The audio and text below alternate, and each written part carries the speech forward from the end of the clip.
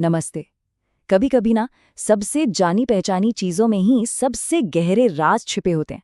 हमारे आसपास की दुनिया हमसे कुछ कहने की कोशिश कर रही है और आज हम उसे सुनना सीखेंगे। तो ये लाइन सिर्फ एक कहानी की शुरुआत नहीं है, ये एक सोच है। क्या हो अगर प्रकृति के पास सच में हमें सुनाने के लिए कहानियां हो? क्या हो अगर हमें बस थोड़ा ध्यान से सुनने की जरूरत हो? ठीक है, तो चलिए इसमें थोड़ा और गहरा उतरते हैं।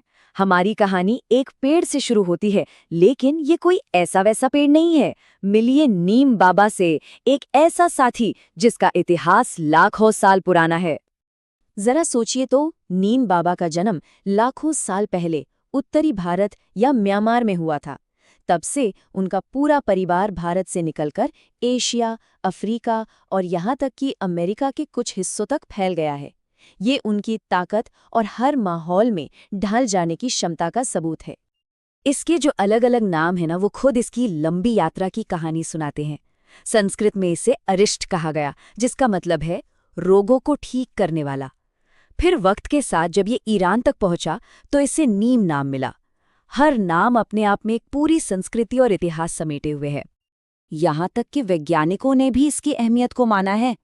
उन्होंने इसे ईश्वर का कड़वा आशीर्वाद, इंसान को प्रकृति का तोहफा और जादुई पेड़ जैसे नाम दिए हैं। ये सिर्फ नाम नहीं है, बल्कि इस पेड़ के लिए एक गहरा सम्मान दिखाते हैं। तो ये तो हुई पेड़ की कहानी। अब देखते हैं कि ये हमारे लिए क्या क्या कर सकता है। नीम बाबा की दुनिया से निकलकर अब हम अपनी रसोई में मौजूद एक छिपी हुई फार्मेसी में कदम रखते हैं। नीम का हर हिस्सा, मतलब पत्तों से लेकर जड़ों तक, औषधीय गुणों से भरा है। याद है जब किसी को चेचक यानी मीजल्स होता था तो नीम के पत्ते बिस्तर पर रखे जाते थे।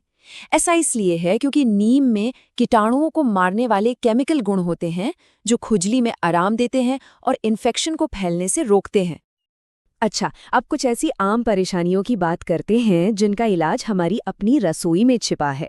शुरुआत करते हैं सबसे आम तकलीफ से, दांत के दर्द से। डॉक्टर के पास जाने से पहले तक हमारी रसोई ही हमारी मदद कर सकती है। लौंग और दालचीनी, ये दोनों ही दांत दर्द में फौरन राहत देने के लिए जाने जाते हैं। ये कोई नई बात नहीं है, ये तो सदियों पुराने घरेलू नुस्खे हैं। और बात सिर्फ दांत दर्द की ही नहीं है। मान लीजिए अगर खांसी हो या पूरे बदन में दर्द महसूस हो रहा हो तो इसका जवाब भी हमारे मसालों में ही है। इसके लिए भी हमारे मसालों में जवाब है। अदरक, जो खांसी, जुकाम और दर्द में मदद करता है। हल्दी, जो बदन दर्द को कम करती है और एक नई एनर्जी देती है। और काली मिर्च भी, ये भी दर्द से राहत दिला सकती है।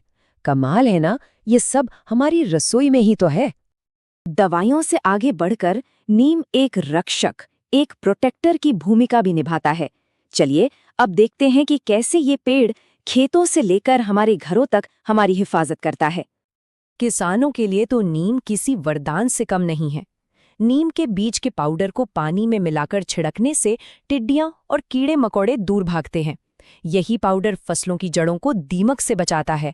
और तो और ये रुके हुए पानी में मच्छरों को पनपने से रोकता है, जिससे फसल की पैदावार भी बढ़ती है। और घर पर नीम हमारे अनाज को कीड़ों से बचाता है। इसका तेल, साबुन और टूथपेस्ट में इस्तेमाल होता है।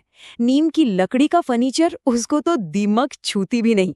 और सबसे बड़ी बात, ये अपने आसपास की हवा को भी साफ करता है ना? ये सचमुच एक अनदेखा पहरेदार। हमने नीम और मसालों के बारे में कितना कुछ जान लिया है। अब इस पूरी सीख को एक नए नजरिए से देखते हैं, एक छोटे से पक्षी की कहानी के जरिए। ये कहानी हमें सिखाएगी कि दुनिया को एक नई तरह से कैसे देखा जाए। एक नन्हा पक्षी पहले सोचता था कि दुनिया एक छोटा, गोल और हल्के नीले रंग का गोला है, उसका अंडा। फिर उसकी दुनिया घास फूस से बना एक घोंसला बन गई। जब वो घोंसले से बाहर निकला तो उसे लगा कि दुनिया पत्तों से बनी है। और तब उसे एहसास हुआ, मैं कितना अंधा था। आखिर में जब वो पेड़ से भी दूर उड़ गया तो उसने माना, मुझे नहीं पता कि दुनिया कैसे बनी है। तो इस कहानी से हमें क्या सीख मिलती है? यही कि उस पक्षी की तरह हमारी समझ भी तब बढ़ती है जब हम अपनी जानी पहचानी दुनिया से बाहर झांकते हैं। नीम और मसालों के बारे में जो हमने सीखा, वो प्रकृति के ज्ञान को समझने की दिशा में बस हमारा पहला कदम है। ये दुनिया ऐसे ही बात करने वाले पेड़ों और ठीक करने वाले मसालों से भरी पड़ी है। तो ये सोचने वाली बात है कि और कौन-कौन से चमत्कार हमारी नज़रों के ठीक सामने छुपे हैं और बस हमारे ध्यान देने का इंतजार कर रहे हैं।